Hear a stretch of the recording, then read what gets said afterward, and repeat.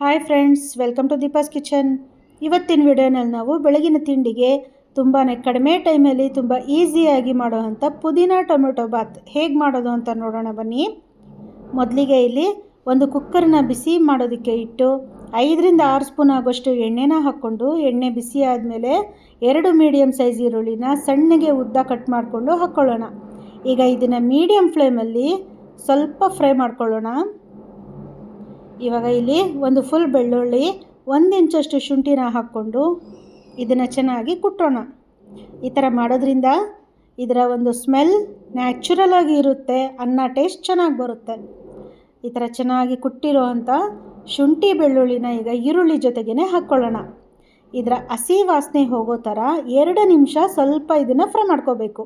ಈ ಥರ ಫ್ರೈ ಆದಮೇಲೆ 1 ಹಿಡಿಯಷ್ಟು ಪುದೀನ, 3 ಟೊಮ್ಯಾಟೊ ಸಣ್ಣಗೆ ಕಟ್ ಮಾಡಿರೋ ಅಂಥ ಟೊಮೆಟೊನ ಹಾಕ್ಕೊಳ್ಳಿ. ಈಗ ಇದನ್ನೆಲ್ಲ ಒಂದು ಸಲ ಚೆನ್ನಾಗಿ ಮಿಕ್ಸ್ ಮಾಡ್ಕೊಳ್ಳೋಣ. ಪುದೀನ ಹಾಕೋದ್ರಿಂದ ಅನ್ನ ಸ್ಮೆಲ್ ಚೆನ್ನಾಗಿ ಬರುತ್ತೆ, ಟೇಸ್ಟಿಯಾಗಿಯೂ ಇರುತ್ತೆ. ಈಗ ಅರ್ಧ ಸ್ಪೂನಷ್ಟು ಅರಿಶಿನ, ರುಚಿಗೆ ತಕ್ಕಷ್ಟು ಉಪ್ಪು,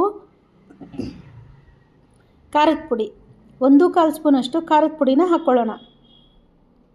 ಖಾರದ ಪುಡಿ ಹಾಕಿದ್ಮೇಲೆ ಗರಂ ಮಸಾಲ ಪೌಡರ್, ಇದು ಮನೆಯಲ್ಲೇ ಮಾಡಿರೋವಂಥ ಗರಂ ಮಸಾಲ ಪೌಡರ್, ಚಕ್ಕೆ, ಲವಂಗ, ಮೆಣಸು, ಸೋಂಪು, ಮರಾಠಿ ಮೊಗ್ಗು, ಅನಾನಸ್ ಹೂವು, ಜಾಯಿಪತ್ರೆ ಹೂವು, ಕಲ್ಲು ಹೂವು ಎಲ್ಲ ಹಾಕಿ ಮಾಡಿರೋದು ತುಂಬಾ ಟೇಸ್ಟಿಯಾಗಿರುತ್ತೆ. ಅರ್ಧ ಸ್ಪೂನ್ ಹಾಕಿದ್ರೆ ಸಾಕು, ಸ್ಮೆಲ್ ತುಂಬ ಚೆನ್ನಾಗಿ ಬರುತ್ತೆ. ಈಗ ಲಾಸ್ಟಲ್ಲಿ ಸ್ವಲ್ಪ ಕೊತ್ತಂಬರಿ ಸೊಪ್ಪು ಹಾಗೆ ಸ್ವಲ್ಪ ಕೊಬ್ಬರಿ ತುರಿನ ಹಾಕ್ಕೊಂಡು ಒಂದು ಸಲ ಚೆನ್ನಾಗಿ ಮಿಕ್ಸ್ ಮಾಡಿಕೊಂಡು 2 ಗ್ಲಾಸಷ್ಟು ನೀರನ್ನು ಹಾಕ್ಕೊಳ್ಳೋಣ. 1 ಗ್ಲಾಸ್ ಅಕ್ಕಿಗೆ 2 ಗ್ಲಾಸ್ ನೀರನ್ನು ಹಾಕ್ಕೋಬೇಕು.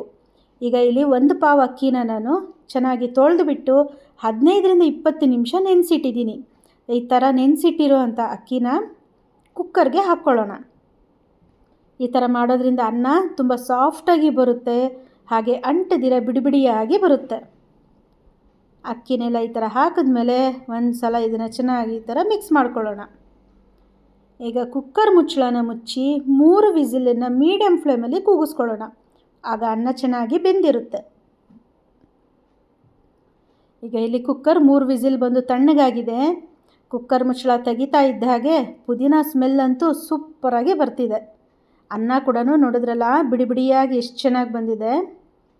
ತುಂಬಾ ಈಸಿಯಾಗಿ ತುಂಬ ಕಡಿಮೆ ಟೈಮಲ್ಲಿ ನಾವು ಬೆಳಗಿನ ತಿಂಡಿಗೆ ಇದನ್ನು ಮಾಡ್ಕೋಬೋದು.